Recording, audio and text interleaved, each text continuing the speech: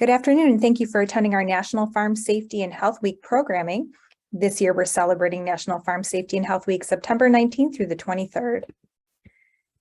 This programming is brought to you by the Central Appalachian Regional ERC and the Southeast Center for Agricultural Health and Injury Prevention. The CARIC is one of 18 university-based occupational safety and health training programs sponsored by the NIOSH and CDC. The CARIC combines the academic resources of 5 colleges at the University of Kentucky and 2 colleges at Eastern Kentucky University to provide a fully equipped and recognized resource for occupational safety and health research and for training in our region. As a result of this partnership between 2 leading institutions of higher education, we offer graduate programs and continuing education in occupational safety, occupational medicine residency, occupational environmental health nursing, industrial hygiene, occupational epidemiology, occupational athletic training, mining health and safety, and agricultural safety and health. Its sister center, the Southeast Center for Agricultural Health and Injury Prevention, is one of 11 agricultural centers sponsored by the NIOSH CDC. We conduct research, education, and prevention projects to address the nation's pressing agricultural, forestry, and fishing health and safety programs.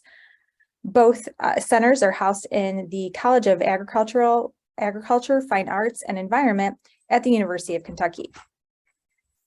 So first up for this year's programming, we have Protecting Our Agricultural Roadways, a Safe Systems Approach and the Road to Zero. Our presenters are Ainsley Kasha and Crystal Shelnut.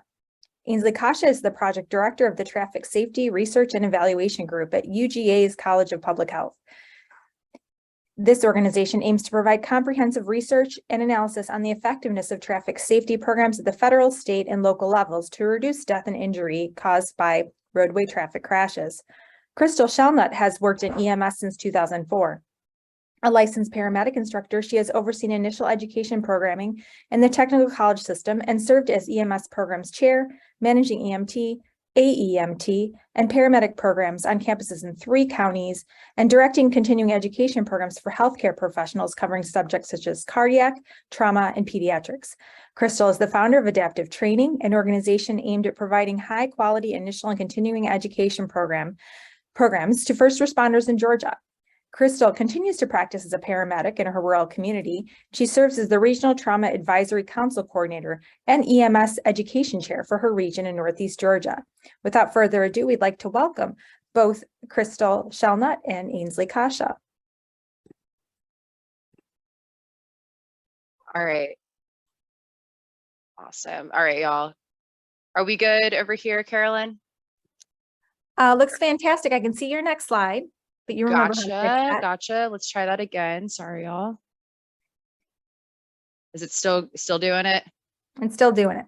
Oh yeah. We just went through this. I know. All right, let's try again. View slideshow from beginning. Is it still there? It's still there. Oh no. Go to Okay. display settings. I feel like that's where you now try to swap presenter view and slideshow. Swap. So now it just shows your slide. Are you good?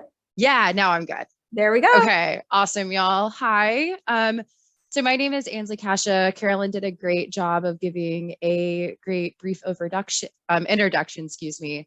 So I just wanted to start off with an agenda. Something to note about this presentation is that Crystal and I originally presented it at the Agricultural Roadway Safety Symposium back in August in Asheville, North Carolina. And so the flow of this is going to be a little bit different because this time around, Crystal has brought her own slides. So the formatting might be a little bit different, but the content's going to be the same.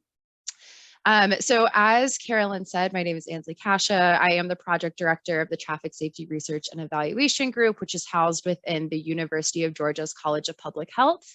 In a very overview terms, my job as the project director is I act as a third-party evaluator for all of the Georgia Governor's Office of Highway Safety's external grants. So we are looking at all of those grants and the feasibility for grant renewal within the next federal fiscal year. And I really am enjoying what I'm doing.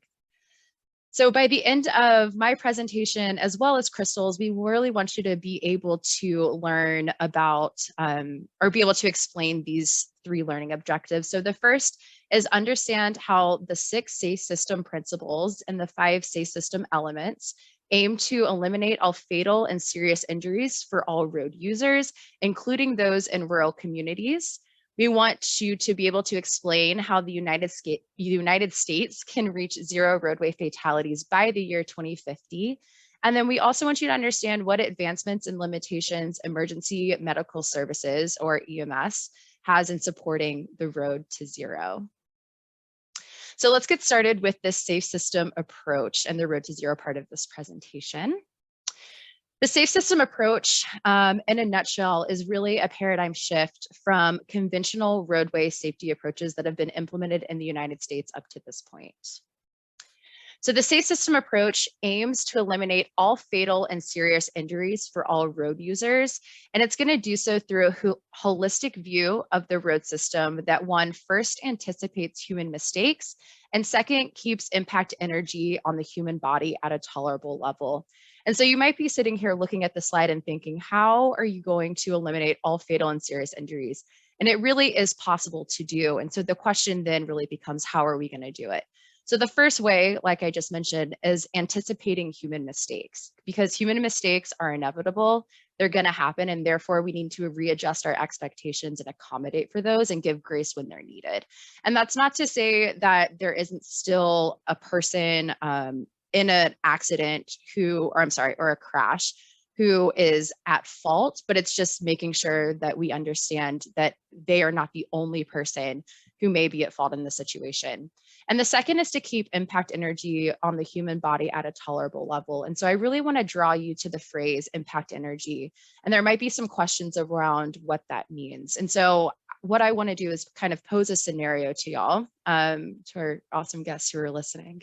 So first, I want you to think about a scenario where there's a roundabout, and you are pulling into that roundabout, and maybe you make that human mistake of not yielding, and you kind of get into a crash in that roundabout.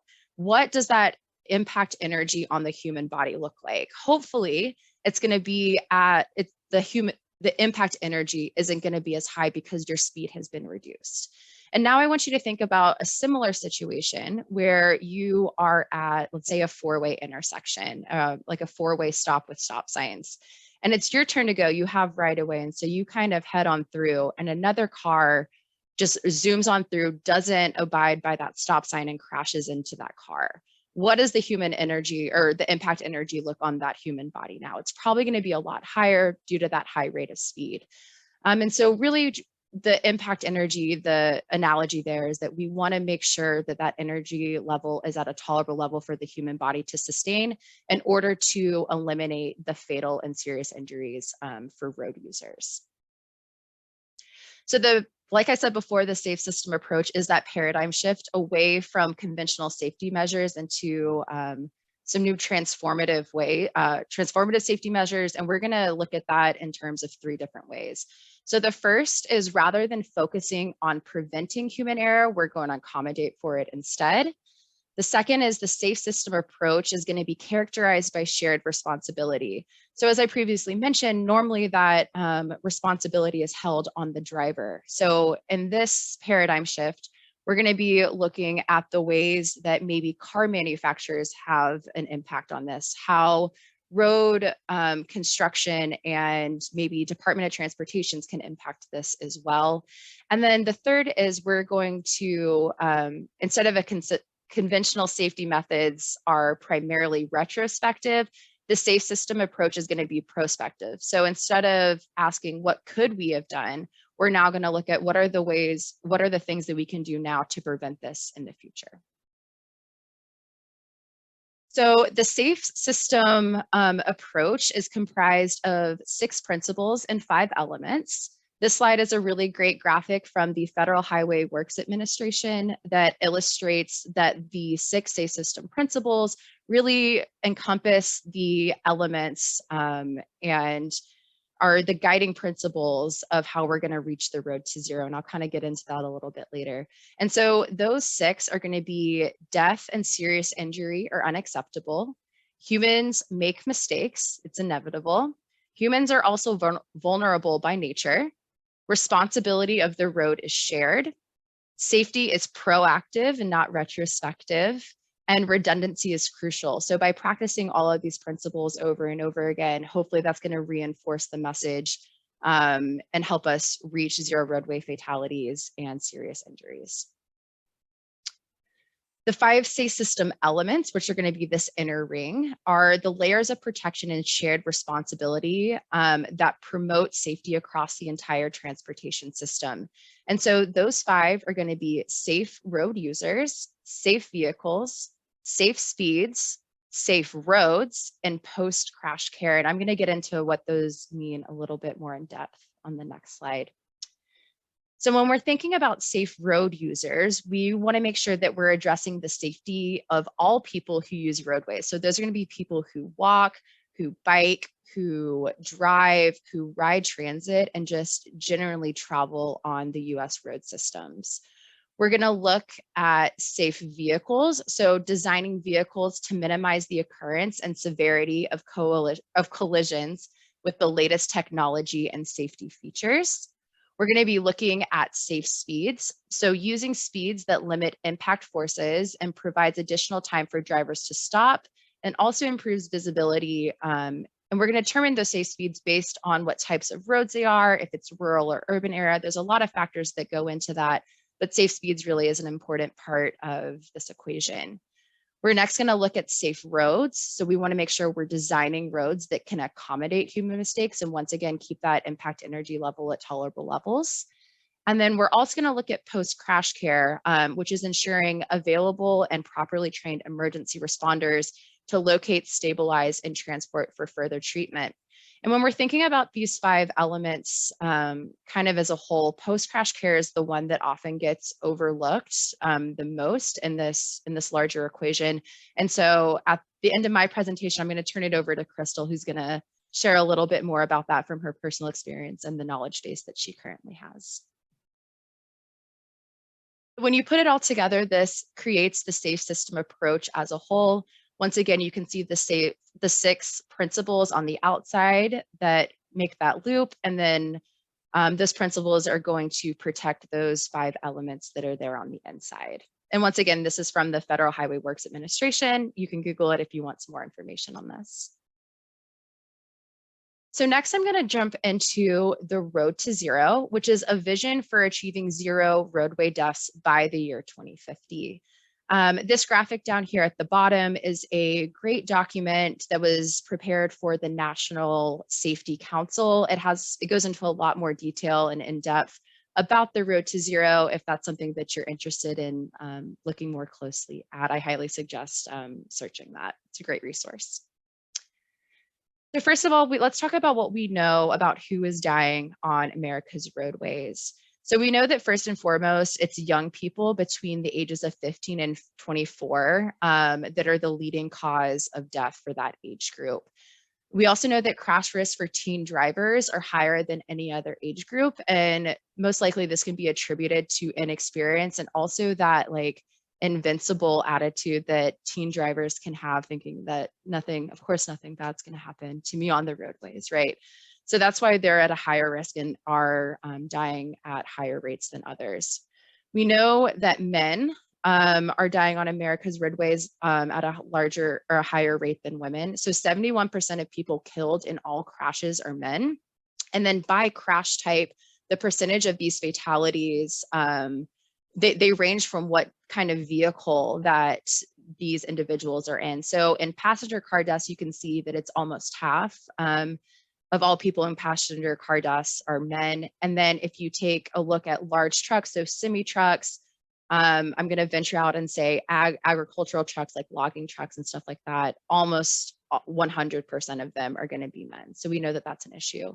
And we also know that rural road users are dying on America's roadways. So rural roads are more dangerous than urban ones. And so for the same number of miles driven, more than twice as many people die in rural areas. And that might seem counterintuitive in a lot of ways, because if you're like me, I'm from the metro Atlanta area, and if we're known for anything, we're known for our traffic. And so there's so many people on the roads in these big metropolitan cities, but there's also not as much like physical room for error. You're like packed in kind of like sardines on those highways. And so a lot of times you can only go as fast as the car in front of you is going, which once again is limiting that impact energy. But on rural roads, when you have wide open spaces and speed limits that are oftentimes disregarded, the danger of those rural roads becomes more severe. And like I said before, twice as many people are dying in those rural areas. So that's something to pay attention to as well.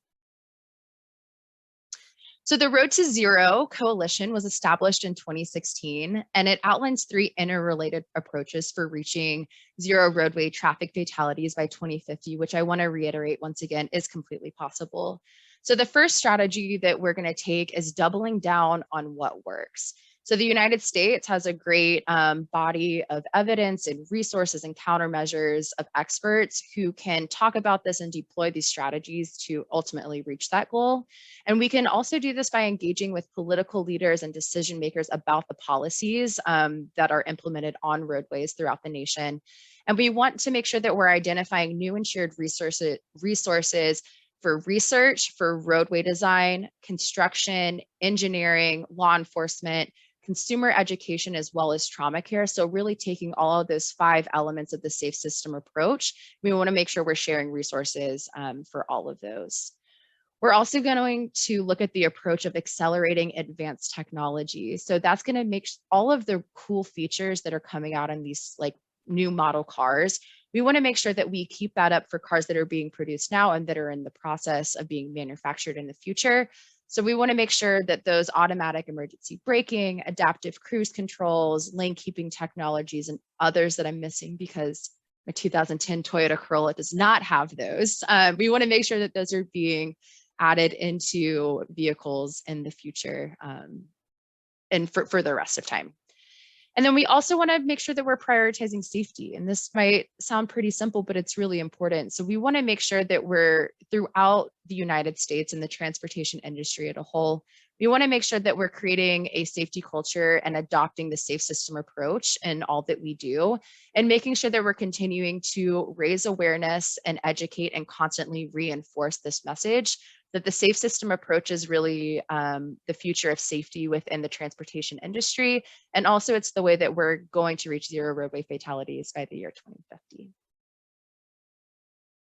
And so this is just a great graphic that shows those 3 approaches working together. So in the top right corner, you can see that everything in green is going to be the strategy of doubling down on what works. The orange is representing accelerate advanced technology, and the blue is going to be prioritizing safety. And so you look at this graph and you can see where we are today on the left-hand side of the screen, where we're about 37,000 roughly traffic deaths each year on our roadways. And to get to 2050, where the goal is 0 deaths, we need to strategically and thoughtfully implement these 3 strategies together in order to reach that goal of 0 deaths. And so we really want to start asking ourselves who can start taking action now. 2050, I believe, is 28-ish years away. And that might seem like we have plenty of time to figure it out, but we really need to start working on this now and start calling on people who are in this industry to help us reach that goal in the most timely and efficient manner.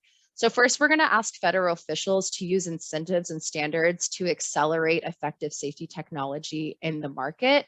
And we're also going to ask them to support efforts to achieve safety goals specifically within rural areas with adequate funding.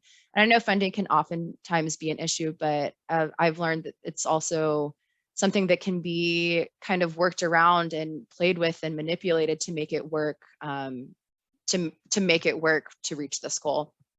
We also want to call on state and local officials to enact and provide adequate resources for the enforcement of strong traffic safety laws, and work with businesses to identify priority safety needs, support new policies, and align resources. We want to look at auto manufacturers and technology developers to make sure that we are implementing those safety safety technologies within those vehicles. And we want to make sure we're doing that in a timely manner, because one death on roadways is one too many. We want to look at safety researchers and advocates at the local, state, and federal levels to educate consumers about the far-reaching effects of traffic crashes, injuries, and death, and about the potential for change, once again, using that safe system approach. We want to look at business community and fleet owners. Fleet owners, we're really talking about like tractor trailers, large commercial vehicles. So we want to work with those local and state governments to utilize all of that data to identify problems at the regional level, to find solutions collaboratively, and then implement those to create change. One thing, or one person or group of people we can call on are insurance companies. And I also think this is something that gets overlooked. And so we need to be talking openly and honestly about data sharing and protecting consumer privacy, because as we move forward, there are insurance companies that are using this data to help promote that safety, but there is a concern about that privacy. And I know some of those conversations are already coming up in some of the work that I'm doing. And so making sure that we're including insurance companies in this conversation is going to be vital. And then also, if there are new safety laws and programs that are being implemented, make sure that insurance companies are possibly offering incentives to follow those. That's also going to be very beneficial. We want to look at law enforcement and the judicial system to enhance enforcement of existing and new safety laws. And then once again, look at emergency medicine and trauma academics, practitioners, and advocates. So we're investing in those and identifying methods with greatest return on investment, especially in rural areas where quick access to EMS may be limited. Summary, just a couple of things to remember. The safe system approach aims to eliminate all fatal and serious injuries for all road users, which are going to include motorists, bicyclists, pedestrians, people who are riding transit, and any other form of transportation you can think of. Another one that often gets overlooked is, although they are pedestrians, those who are using electric wheelchairs, those are also people to make sure that we're protecting the safety of. We want to remember that the safe system approach represents a paradigm shift from conventional safety methods by accommodating for human error, sharing responsibility, and planning prospectively instead of retrospectively. The safe system approach is the method in which the United States will reach the road to zero fatalities by 2050 by implementing the safe system principles and elements. And that the road to zero is absolutely possible. And we're going to achieve that by doubling down on what works, accelerating advanced technology, and also prioritizing safety. And so while this is a great approach, the safe system approach is great, and it's going to help us get to the road to zero, we also need to be mindful of potential barriers and limitations within this approach. And one of those that we can talk about is this element of post-crash care. And so with that, I am going to turn the presentation over to Crystal, but before I do that, does anybody have any questions? I'm going to try to answer them to the best of my ability. And you can put them either in the chat or you can just unmute yourself. Yeah, absolutely.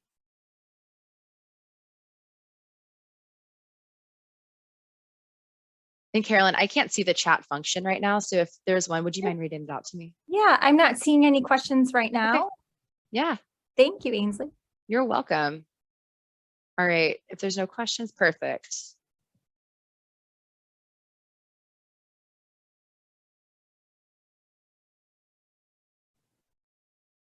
All right, can everybody see my screen?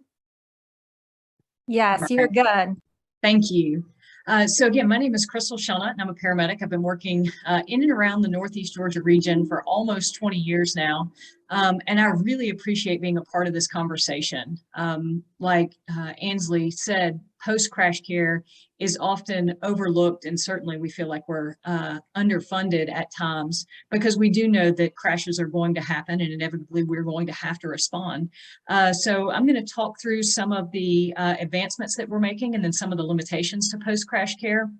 If you have any questions, please stop me, turn on your mic, let's talk about it, or feel free to put your questions in the chat. I'd rather answer them as we go, as they come up, lest you forget about them. All right, so quick introduction on me. Paramedic for a long time. I have degrees in Homeland Security and Public Health, and I've been working as a public safety educator for many years. So a couple of pictures that I wanted to talk about. I feel like sometimes I do the doom and gloom, so I wanted to put some fun stuff in as well. So the picture on the right with the dog in the mud, that was the most technical rescue that I've been a part of. I was actually called to someone who was stuck in the mud, a female patient stuck in the mud, and she was stuck because her dog was stuck. So we extricated the dog and she just kind of walked out with us. But that's one of the fun things that we get to do inside of our community, we call it like an all hazards approach, right? We respond to anything. Sometimes it's really high acuity crashes and other times we get to pet really dirty dogs. So the picture on the left, that's the very first time anybody put me in ballistic wear. So I had the opportunity to take a class in 2017 on how public safety should respond to active shooters. While I appreciated the opportunity to take that class, it really ignited the educator in me to try and do something better.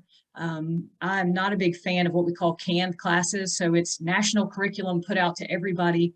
Well, it didn't work for my region. So I leaned on my Homeland Security degree. I worked with a bunch of tactical experts and we developed regionally specific training using the equipment that I have in my region, the resources as far as hospital and the number of ambulances and all of those things. And we created our own course. And that's something you're going to hear me talk about a lot today is, do your own education and create your own programs that are specific to your needs, especially in the agriculture industry.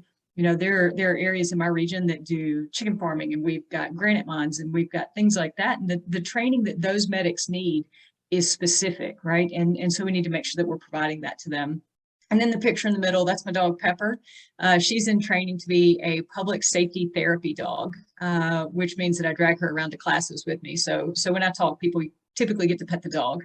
So that's just a little bit on my background and kind of how I developed. Quick history of EMS. We developed basically from the funeral homes.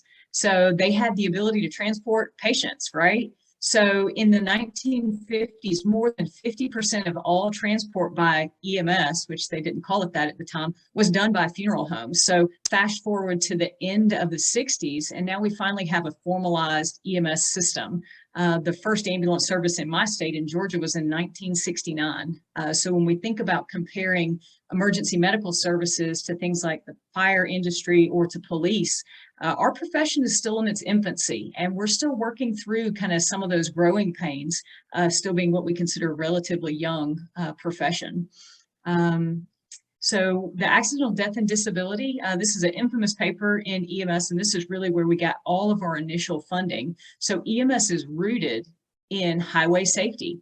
In 1960, John F. Kennedy said, traffic accidents constitute one of the greatest, perhaps the greatest of the nation's public health problems. And as Ansley said, we got a goal of 2050, 0 highway fatalities. And the reason that that's a focus is because fast forward all these years later, and it's still a problem. We still have a significant amount of young people that are dying on the highways.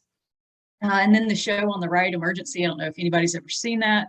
That gave EMS as big of a boost as the accidental death and disabilities paper.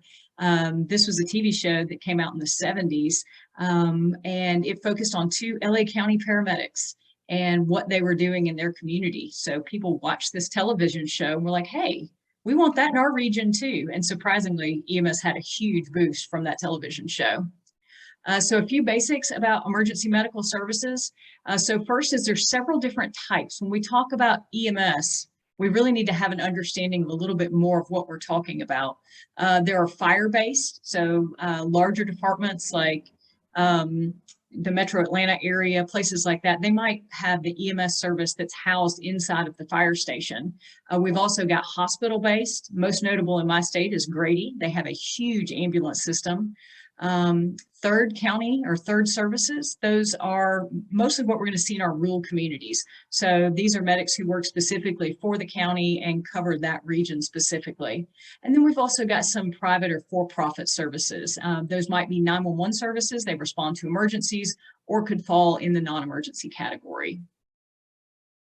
All right, and so we have a lot of different provider levels as well. And consistently, this is one of the things that surprises people when I go and talk to different groups. So these are the 4 nationally recognized levels of emergency medical services provider. And the little syringes off to the right, that's the amount of medications and interventions that each level can do. So the starting level, the EMR, the emergency medical responder, that's what historically we would have called the first responder. So they can do a number of things like start CPR and control bleeding, but can't really do a lot in the way of administering medications. Next, we've got the EMT level. So that requires between 2 and 6 months of training. They can do a number of interventions and give a handful of medications. The advanced EMT level, that typically requires an additional 3 to 6 months of training. And those providers are able to start IVs and give a number of different medications. And then we've got the paramedic. That's the highest level of training. You have to do an additional 2 years of training and a number of clinical hours where you go in the hospital and work in the operating room or in the cardiac cath lab, work with the trauma teams in the hospital, things like that. So that people tend to not really understand that there's a lot of different levels of provider. So when we're talking about crash care and we're talking about really significantly injured patients, it's important that we advocate for highly educated providers to show up on that scene so that they're equipped with the most interventions that they can provide. All right, so EMTs and paramedics, can they work anywhere other than ambulances? This is another common question that I get. So a number of different ways that medics, broad category for all EMS providers, are working in the field. So we've got a number of people who work in the hospital now. I've got friends that work in the emergency department, the cardiac stress labs, and the intensive care units, places like that. Paramedics work on cruise ships. The boat at the bottom, a friend of mine actually was working in the U.S. Virgin Islands, responding to calls over there, and I was quite jealous. But when we look at agriculture, we also have a number of paramedics that are now being embedded into agriculture teams. So we've got oil drilling, and the logging industry has hired some medics in my region to have them on hand. We've got wilderness medics, so they're going out with exploration teams. And then at the bottom corner, we've got air evacuation. In rural communities and agricultural communities, very often we'll use air medical transport to get patients to a trauma center, as that might be several hours away by ground. So what role does EMS play in the road to zero deaths? So first, we have to have highly trained providers. If we don't have ALS or advanced life support interventions that are available at point of injury care, meaning responding to the roadway, there's a number of interventions that might not get taken care of until much later on in the process. We know that the earlier patients get things like blood products or some specific forms of trauma care, the higher likelihood they have of survivability and shorter recovery times as well. We also need some advanced protocols and procedures. So carrying blood products in the field and allowing us to do needle decompressions and things like that. These medics need specialized training and access to specialized equipment. Doesn't really do a lot of good for us to have the knowledge if we also don't have the equipment available. And then we've got to ensure that we've got quick response times and rapid transport to a trauma center. And the trauma center component is really interesting. So each state is going to have a number of different hospital designations. In Georgia, we use the level 1 trauma center, meaning they can provide any traumatic interventions for any patient that's on site 24/7. So they can do neurosurgery or cardiothoracic surgery, things like that that are available. Now, when we get to rural communities where I live, it's 2.5 hours to get to one of those trauma centers. So we've got a series of smaller trauma networks, and we've got to have easier access to those, whether by ground or by flight. And then the quick response times, that's availability to getting an ambulance on scene ideally within under 10 minutes. And sometimes there's a number of factors that might delay that. for our agricultural injuries, sometimes that's just making it to the scene. If we get in the area, we might need specialized resources to make it back to into the farm or into the logging area, wherever the injury has occurred. So some advancements that we're seeing in the profession right now, and things that we would like to continue. The first is training bystanders to provide basic care. This is a big thing that I do for the trauma centers in Georgia. I work as the Regional Trauma Advisory Council Coordinator, the RTAC coordinator, and one of my primary jobs in that role is to teach Stop the Bleed classes, and we teach them to absolutely everybody.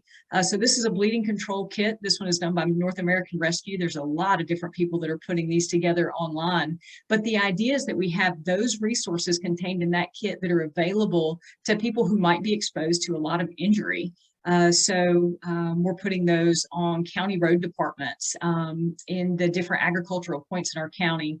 And we're training people on how to do basic bleeding control. So tourniquet application and wound packing, with the idea that if we have some of these difficult areas to access, if it takes me 10 or 15 minutes to access this patient, if nobody's controlled the bleeding prior to my arrival, I'm going to have a much more difficult time advocating for that patient and getting them what they need. The next picture is, this is the Farm Medic course. So this is a course that's being taught in Georgia and I believe in Kentucky as well. And this is to train pre-hospital providers, so medics and firemen, on how to respond to agricultural emergencies. So when I was in paramedic and EMT school, they never taught me how to get a patient off of a tractor. We worked with car wrecks and even some larger vehicle wrecks, but this is really specialized training. If you weren't raised on a farm, there's a lot of really simple functions of agricultural equipment that you might not have been previously exposed to. So the idea is that we're able to train medics on things that they specifically see in their coverage area, you know, whether they're working on combines or the county north of me, they have a lot of granite. So they do a lot of like high angle extrications and ropes rescues and things like that. So it's important that that's a regionally specific form of training. The next one is tactical emergency casualty care. That's a class that we developed here in Northeast Georgia, specific for the needs and resources that are available here. So that's the next picture. That's taken from a training class that I did a couple of days ago. And that's training the medics on how to manage active threat environments. So how to go into the school or, you know, or warehouse and what type of care is appropriate, and making them do that in ballistic wear that they're not accustomed to wearing. And then the last one is pre-hospital administration of blood products. This is relatively new for pre-hospital medicine, that we're actually carrying whole blood and plasma available to administer at that point of injury care. So if we can decrease the amount of time to transfusion of those patients, then we increase their survivability and the likelihood that they're going to have long-term damage. So that's a really important one, but it kind of changes a lot of aspects of the way we typically respond to those calls. We're not providing normal saline anymore. The types of IVs that we're starting are a little bit different. So that's kind of a paradigm shift that we're seeing right now with a lot of success, tremendous outcome for our trauma patients. All right, so can we think of any barriers to improving post-crash care in emergency medical services? So this is the biggest one that we're facing. So even prior to the COVID pandemic, we had a workforce problem. And I know that this is not unique to EMS or to public safety or really to any job right now, but it's something that certainly is having a very detrimental effect to our patients. We're seeing normal response times in a city or in a rural environment that historically we've had those of around 7 to 10 minutes, and that was great. But imagine that your rural community has 4 ambulances normally, and we're down to only 2 today because we don't have enough medics to staff it. Well, that's going to more than double the response time.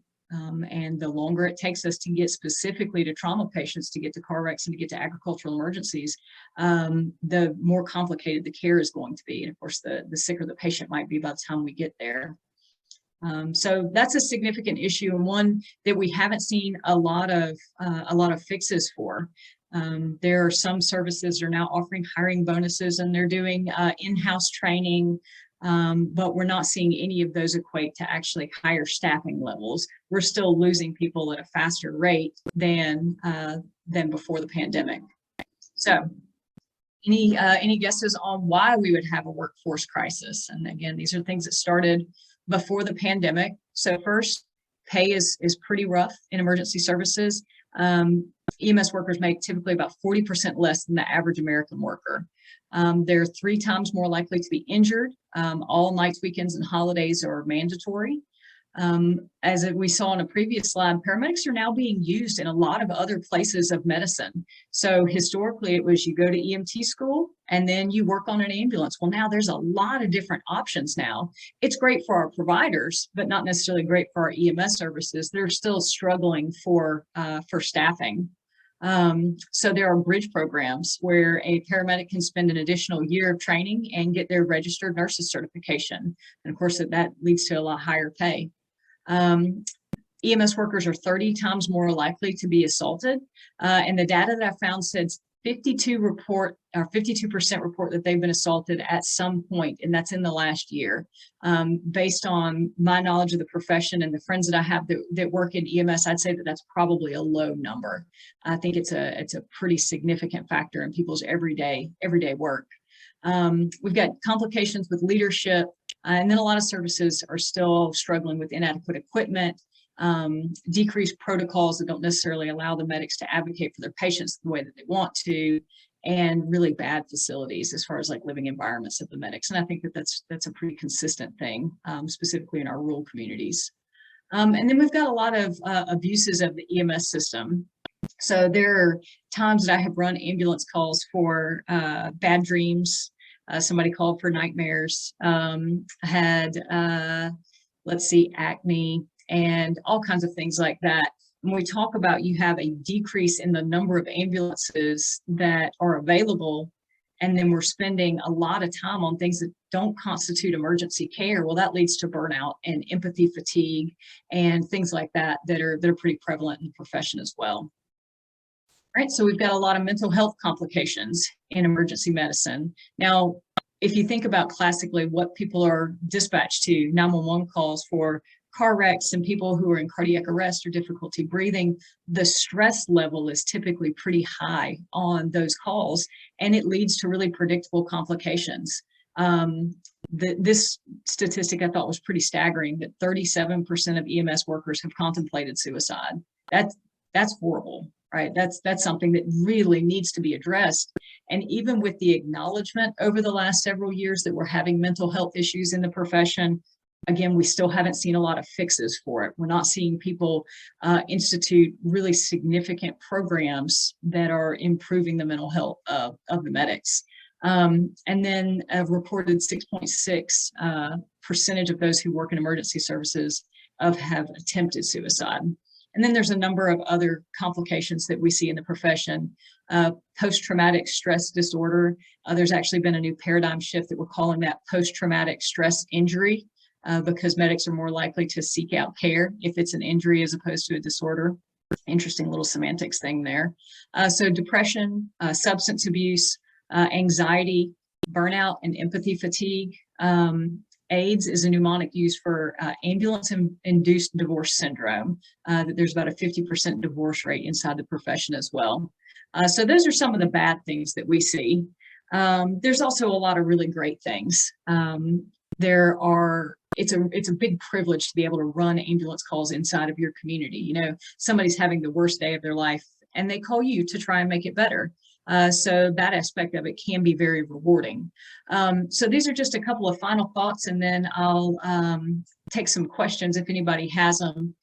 So first, EMS is critical in mitigating serious injury. Research has proven that the experience and the training level of the medic are impactful on the injury survivability. So as Ansley said, we know that we're going to try and reduce fatalities and serious injuries on the roadway, but we can anticipate that there's going to be human error, that people are going to make mistakes in judgment and things like that. And there's going to be accidents. We've got to have high quality providers that are able to get there in a timely fashion, who have adequate resources to manage those emergencies. So the next point is you can pick your doctor or favorite hospital. But as it relates to EMS, you're always going to get the closest ambulance. And that's another reason why it's so important that we advocate across the board for high levels of care. So that when it's your emergency or your family member's emergency, you can feel rest assured that there's going to be a provider there that can make a difference. So EMS can be a great career or an introduction to healthcare. I, of course, am very biased. I've made a career in EMS and really do love it. And over the years, I've taught thousands of students, probably only half of which are interested in emergency medical services, and that's okay. I've had many students come through EMT programs who are looking to go to nursing or PA school, or they're getting hours for medical school. And I'm always happy to teach those people that can know a little bit about our profession and then go advocate for us later on. If you're looking for a career in healthcare and just not exactly sure what you want to do, EMS is a really great introduction to that. When you're doing your clinical hours, you'll be exposed to all different aspects of the hospital that might can give you a better idea about what you want to do. So at the bottom, I have my email. Please feel free to reach out to me if you ever have any questions or there's anything I can do for you. I told you I'm a career medic. I'm also a career educator. So I've got everybody some homework. So if you've never taken a Stop the Bleed class, this is a link to a free training that's available online. This makes all the difference in the world. We're actually seeing an increase in trauma survivability by training people inside the community how to control bleeding. So the class takes about 15 minutes. Again, it's completely free. It teaches you how to use tourniquets and control other forms of bleeding that might not require a tourniquet. And I really think that it would be a good use of your time, and it's a resource that you should feel free to share to anybody else who you think might benefit from the training. All right, so that's the end of my spiel. Can I answer any questions for anybody?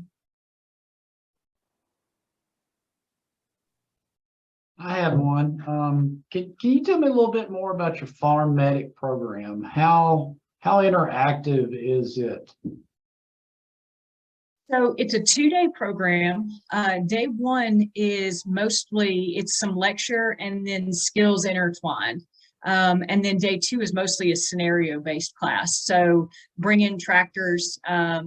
We've got, there's some trash tractors that they're able to flip over and teach people how to stabilize and do extrications from that.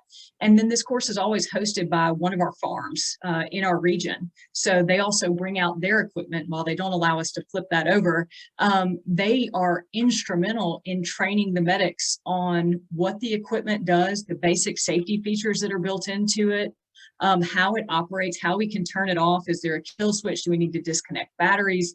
Things like that that can really be helpful on the day that we're called to respond to that. So as your EMS providers, are they having the same challenges that most of them do? That you mentioned that they don't come from a farm background, so they don't know how to manage the energy sources to be able to make it safe for them even to respond in most cases. That's absolutely right. And that's something that we see is that especially sometimes when we get some younger generation people, they might not have ever been exposed to an agricultural environment at all, right? So even what are the concerns when we go into it? What are the potential hazards? They might not be able to recognize those. So bringing them to these farms and letting them just kind of, not all the medical training that we receive has to be related to trauma care. And I think that that's one of the things that we do in these classes is just exposing people to environments that they're not comfortable with, and that they don't really feel like they have a good understanding of, can be really helpful for them. Yeah, that's one of the initiatives that myself and a few others want to be able to start developing a training where we could go out to our local fire and EMS, because in Virginia, where I'm from, we're all rural. There's very few paid fire departments and EMS services around. And what we're finding is the people that are involved in those organizations don't have that agricultural background. And just case in point, we had a gentleman here about 2 years ago that had bought a brand new hay baler, and he first time he was using it and it clogged up and he got sucked inside the hay baler, and it took someone 6 hours to be able to open up the machine and get him out. Well, it was a recovery at that point, obviously, but and it's just because nobody knew what to do.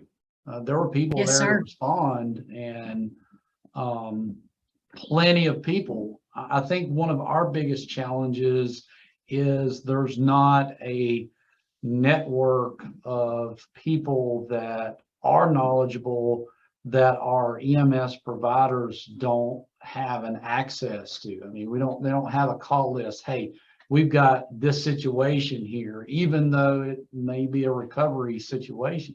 We don't know who to call to be able to, take care of this person. And Yes, so sir. are And you I think finding that the same challenges as well? absolutely. We have, it sounds like a little bit stronger of a networking that my county does have all volunteer fire rescue. We have a paid EMS service.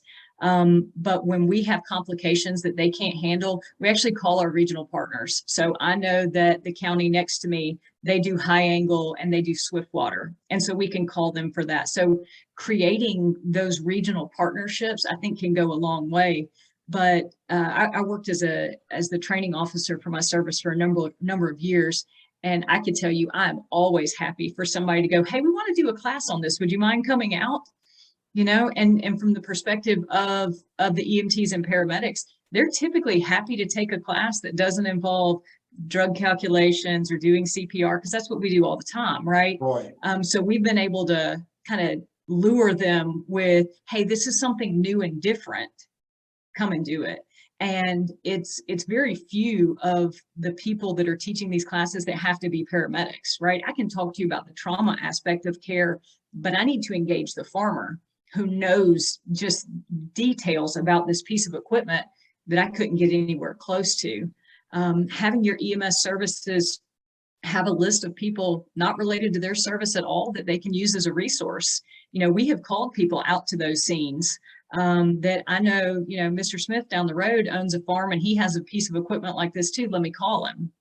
Right. So it doesn't always have to be this really formal exchange of just public safety. And I think the more that we recognize that's not always our strength, we need to engage other people, the better we can advocate for our patients. The only complication that gets in the way is ego, right? Yeah. Not wanting to reach out to other people and say, hey, we can't fix this problem. Can you come do it for us? Well, one of the, I think open houses that our local fire has is a way to facilitate that kind of helps, but also having those outreach programs, getting to know the neighbor, getting to know the resource. It's not like anybody down the street might have a crane sitting by, but when you need to be able to utilize one of those in an emergency situation, it's nice to know, hey, can I call Sure Jeff up down the street and see if we can get this, use a piece of his equipment or his tractor or trailer or whatever, something to be able to help those individuals.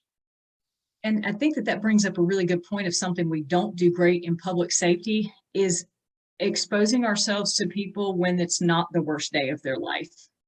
We're not going to make those relationships on day of. All of that has to be proactive. We have to proactively reach out to our community and go, hey, here's what we are. Here's what we can do for you. And then know what they can do for us as well. Yeah, relationships matter for sure. Oh, absolutely. Thank you so much for your presentation. I've enjoyed both of them. I really have. Thank you so much for your question. I appreciate it. Also, since you put emergency up there, I had to, let me see if I get, let me see, you'll have to get it. I knew somebody would appreciate it. Background. Let me give it none. I'll post my little emergency kit for you. The little did you ever see that? All right. I love this it. actually came out like when paramedic was a thing back in the early 80s or the 70s. Yeah. So I have to open it up. But a friend of mine, he actually had met those individuals and he had the whole kit. That's I great. love it. That was, I don't know, I thought that was cute that you put that, even that little stethoscope and all of this. You know, people laugh about it, but it was really impactful for the profession. A TV show, right?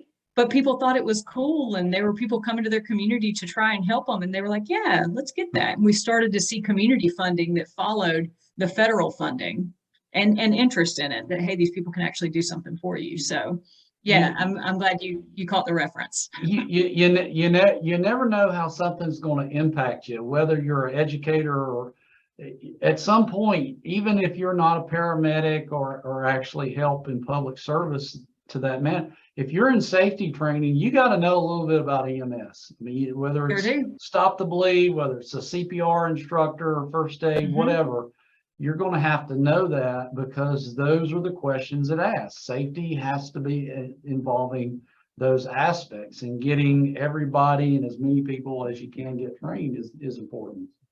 And when it comes to trauma care, we're all medics. We're all first responders, right? Yep. Equipping people with the basic knowledge, you know, it's those basic skills that save lives. You know, I'll trip over my cape showing up to the scene, but if nobody's done the basics, then it doesn't really matter, right? Yep.